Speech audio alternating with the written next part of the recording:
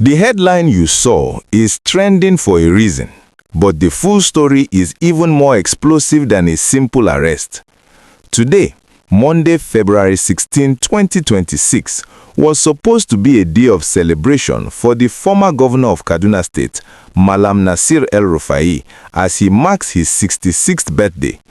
Instead, it has turned into a massive political showdown in Abuja that has the entire country watching. The short answer to the question on everyone's lips is this: El-Rufai was not dragged out of his house in handcuffs today. Rather, he walked into the lion's den himself. In a move that surprised many, the giant of Kaduna politics fulfilled his promise and voluntarily arrived at the headquarters of the Economic and Financial Crimes Commission, EFCC, this morning, turning his birthday into a date with interrogation. But here is where the story gets very dark, very fast. While El-Rufai was marching into the EFCC office to face allegations of financial mismanagement during his 8-year tenure, the federal government dropped a new, heavier hammer on his head. We have confirmed that fresh criminal charges have been filed against him at the Federal High Court in Abuja, and these are not just about money. The government is accusing him of cybercrime. Specifically, they are alleging that El-Rufai tapped the phone lines of none other than the National Security Advisor, Nuhu Ribadu. This is a massive accusation that touches on national security and treasonable felony, escalating his battle with the Tinubu administration from a political disagreement to a full-blown war. Let's rewind a bit to understand how we got here, because the drama started long before he walked into the EFCC office today. Just a few days ago, on Thursday, February 12th, El-Rufai returned to Nigeria from Cairo, Egypt. He said he was coming home to rest and recuperate, but the security agencies had other plans.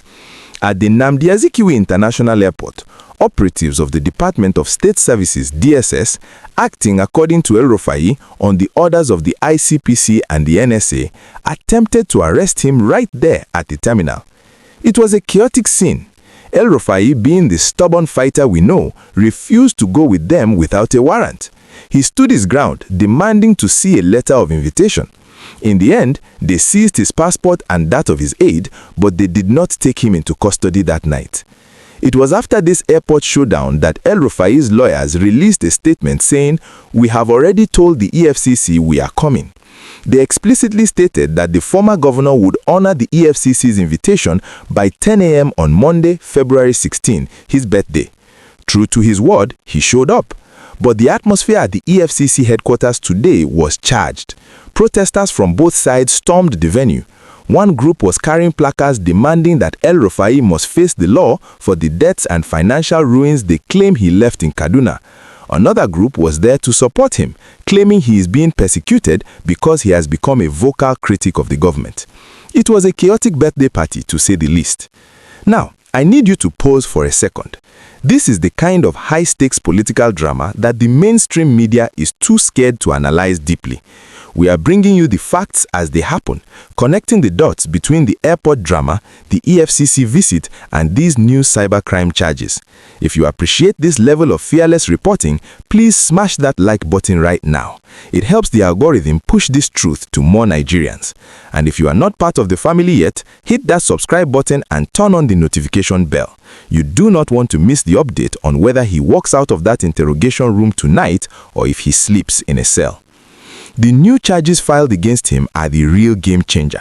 The federal government claims that during a recent interview on Arise TV, El-Rufai admitted to knowing that the NSA's phone was compromised. They are using his own words against him, charging him under the Cybercrimes Act of 2024. This is a clever legal trap. By shifting the focus from corruption, which can take years to prove, to cybercrime and national security, the government can justify detaining him for longer and denying him bail. It's a clear signal that the gloves are off. El-Rufai has been openly plotting with opposition figures like Atiku Abubakar, vowing to remove the tyrant in 2027. The government is responding by throwing everything but the kitchen sink at him. Inside the interrogation room, the EFCC detectives are likely drilling him on the petition written by the Kaduna State House of Assembly, which indicted his administration for allegedly siphoning 423 billion naira. But outside, the political implications are huge. El-Rufai is a founding member of the APC, the party that is now hunting him. He was the one who fought for the power shift to the south, which brought President Tinubu to power. Now, he is the #1 enemy. His defection to the African Democratic Congress and his constant criticism of the government's policies have made him a target. The question now is, will he be allowed to go home to cut his birthday cake, or will this be the birthday where he trades his babariga for a detention uniform? The charges of intercepting the NSA's call are serious enough to keep him locked up while investigations continue. El-Rufai has always bragged about his resilience, saying he's unfazed by intimidation.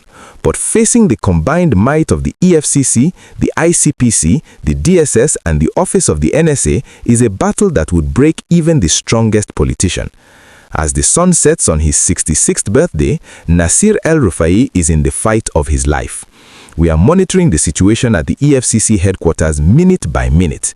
If he is detained overnight, it will spark a major political crisis in the north. If he is released, it will be seen as a temporary victory for him. But with the court case for the cybercrime charges already filed, this is just the beginning of a long legal winter for the man who used to be untouchable.